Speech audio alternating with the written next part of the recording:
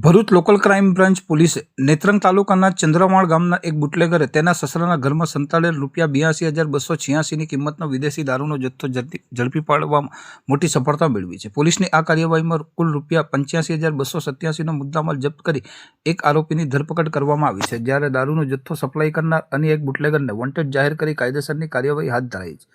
મળતી વિગતો અનુસાર ભરૂચ એલસીબી પોલીસની ટીમ ગત તારીખ 29ના રોજ નેત્રંગ પોલીસ સ્ટેશન વિસ્તારમાં પ્રોહિબિશન અને જુગાર અંગેની વોચમાં ખાનગી વાહન દ્વારા પેટ્રોલિંગમાં હતી, જે દરમિયાન પોલીસને ચોક્કસ બાતમીદાર તરફથી પાકી બાતમી મળી હતી કે ચંદ્રમાળ ગામના નિશાળ ફળિયામાં રહેતો રવિન્દ્ર રમેશ વસાવા નામનો ઈસમ બોરખાડીની સીમમાં આવેલ તેના સસરાના ખેતરમાં વિદેશી દારૂનો જથ્થો સંતાડો રાખીને તેનું છૂટક વેચાણ કરે છે। બાતમીના આધારે એલસીબીની ટીમે તાત્કાલિક તે ખેતરમાં દરોડો પાડ્યો હતો। રેડ દરમિયાન ખેતરમાં હાજર રવિન્દ્ર વસાવા મળી આવતા પોલીસે તેને ઝડપી લીધો હતો। ત્યારબાદ તેને ખેતરની આજુબાજુમાં જ આવેલ તેના સસરાના મકાનમાં તપાસ કરતા ત્યાંથી ભારતીય બનાવટના વિદેશી દારૂનો મોટો જથ્થો મળી આવ્યો હતો। પોલીસે ઘટના સ્થળેથી દારૂની નાની મોટી કુલ 647 નંગ બોટલો કે જેની આશરે કિંમત ₹82,286 તેમજ ₹3,000ની કિંમતનો એક મોબાઈલ ફોન મળી કુલ ₹85,287નો મુદ્દામાલ જપ્ત કરી ઝડપાયેલ બુટલેગર રવિન્દ્ર રમેશ વસાવાની પોલીસે કડક પૂછપરછ અને ઉલટ તપાસ કરતા જાણવા મળ્યું હતું કે આ વિદેશી દારૂનો જથ્થો તેને નર્મદા જિલ્લાના સાગબારા તાલુકાના નવાપાડા ગામે રહેતા વિકાસ